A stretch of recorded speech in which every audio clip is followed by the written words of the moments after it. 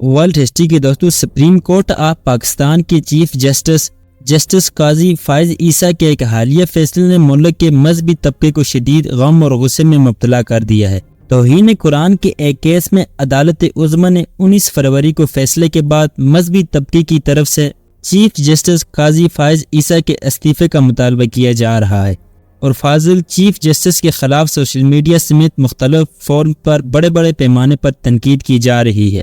اس سلسلے میں مختلف مذہبی طبقات کی جانب سے بڑے پیمانے پر احتجاجی مظاہروں اور مشترکہ لائحہ عمل طے کرنے کے لیے کل جماعتی بیٹھکوں کی پلاننگ بھی کی جا رہی ہے۔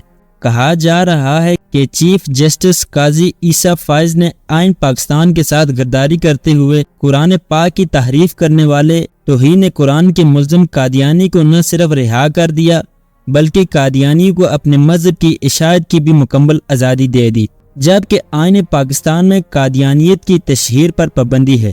اس کے ساتھ یہ بھی مطالبہ کیا جا رہا ہے کہ قاضی فائز عیسیٰ کو فی الفور عہدے سے ہٹایا جائے۔ معاملہ اس قدر سنگین صورتحال اختیار کیے جا رہا ہے کہ اس مہم میں اچھے خاصے سوشل انفلوئنس رکھنے والے مذہبی اسکالر بھی شامل ہیں۔ معروف اسکالر مفتی ابو محمد نے بھی اس حوالے سے اپنے خدشات کا اظہار کیا۔ سوال یہ پیدا ہوتا ہے کہ آخر اس کیس میں ایسا کیا ہوا جس کی بنا پر چیف جسٹس کے خلاف مذہبی بنیادوں پر مہم شروع کر دی گئی؟ دراصل یہ معاملہ توہین قرآن کے ایک کیس کے فیصلے میں اٹھا ہے۔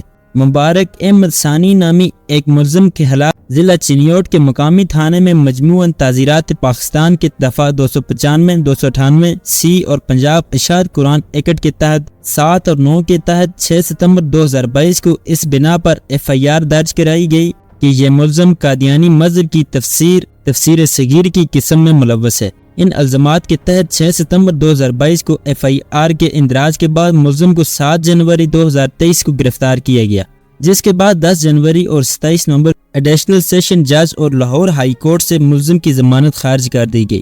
بعد ازاں یہ کیس سپریم کورٹ پہنچا، جہاں یہ کیس چیف جسٹس قاضی فائز عیسیٰ اور چیف جسٹس مسرت ہلالی پر مشتمل 2 رکنی بینچ کے سامنے مقرر ہوا۔ طویل سماعت کے بعد عدالت نے آئین کے مختلف دفعات اور قرآن کریم کے حوالے دے کر مقدمہ خارج کر دیا اور قرار دیا کہ ملزم پر جو الزامات عائد کیے گئے ہیں وہ ثابت نہیں ہوئے، اور ملزم کو 5,000 روپے کی ضمانت کے عوض رہا کر دیا گیا۔ تاہم اس کیس کو لے کر مذہبی طبقے میں ایک بڑا ابہام پایا جاتا ہے، اور ان کا کہنا ہے کہ عدالت عظمیٰ نے ایک قادیانی پبلشر کو باوجود آئین پاکستان کی پابندی کے قرآن کریم کی اشاعت کی اجازت دے دی۔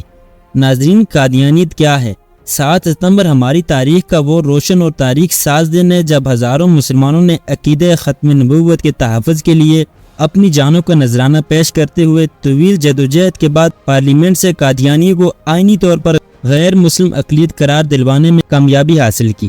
عقیدہ ختم نبوت کا تحفظ ہر مسلمان کی ذمہ داری ہے، اس کی ایمان کا تقاضا اور آخرت میں شفاعت رسول صلی اللہ علیہ وسلم کا ذریعہ ہے۔ ختم نبوت کا عقیدہ اسلام کا وہ بنیادی اور اہم عقیدہ ہے جس پر ہر پورے دین کا انحصار ہے۔ اگر یہ عقیدہ محفوظ ہے تو پورا دین محفوظ ہے، اگر یہ عقیدہ غیر محفوظ ہے تو پورا دین غیر محفوظ ہے۔ قرآن کریم میں 100 سے زائد آیات اور ذخیرہ احادیث میں 200 سے زائد احادیث نبوی اس عقیدے کا اثبات کر رہی ہیں، جس میں پوری تفصیل سے ختم نبوت صلی اللہ علیہ وسلم کے ہر پہلو کو اجاگر کیا گیا ہے۔ قرون اولیٰ سے لے کر آج تک پوری امت مسلمہ کا اجماع آ رہا ہے کہ حضور کریم صلی اللہ علیہ وسلم کے بعد نبوت کا دعویٰ کفر ہے، بلکہ امام ابو حنیفہ رحمہ اللہ کا تو یہ فتویٰ ہے کہ حضور خاتم الانبیاء صلی اللہ علیہ وسلم کے بعد مدعی دعوت سے دلیل طلب کرنا یا معجزہ مانگنا بھی کفر ہے۔ اس سے عقیدہ ختم نبوت کی اہمیت کا اندازہ ہوتا ہے۔ حضرت ابو بکر صدیق رضی اللہ عنہ اور جمیع صحابہ اکرام رضوان اللہ اجمعین کی نظر میں عقیدہ ختم نبوت کے تحفظ کی جو امید تھی، اس کا اس بات سے خوبی اندازہ لگایا جا سکتا ہے۔ مدعی نبوت مسیلمہ کذاب سے جو مارکہ ہوا، اس میں 22,000 مرتدین قتل ہوئے اور 1200 کے قریب صحابہ اکرام رضوان اللہ اجمعین نے جام شہادت نوش فرمایا، جس میں 600 کے قریب حفظاء اور قراء تھے۔ حتیٰ کہ اس مارکے میں بدری صحابہ اکرام کی قیمتی جانوں کا نذرانہ بھی پیش کر دیا گیا، مگر اس عقیدے پر آنچ نہ آئی۔ 19ویں صدی کے آخر میں بے شمار فتووں کے ساتھ ایک بڑا فتنہ ایک خود ساختہ نبوت قادیانیت کی شکل میں ظاہر ہوا، جس کے تمام تر وفاداریاں انگریز طاغوت کے لیے وقف تھی۔ انگریزوں کو بھی ایسی ہی خاردار خود کاشتہ پودے کی ضرورت تھی جس میں الجھ کر مسلمانوں کا دامن اتحاد تار تار ہو جائے۔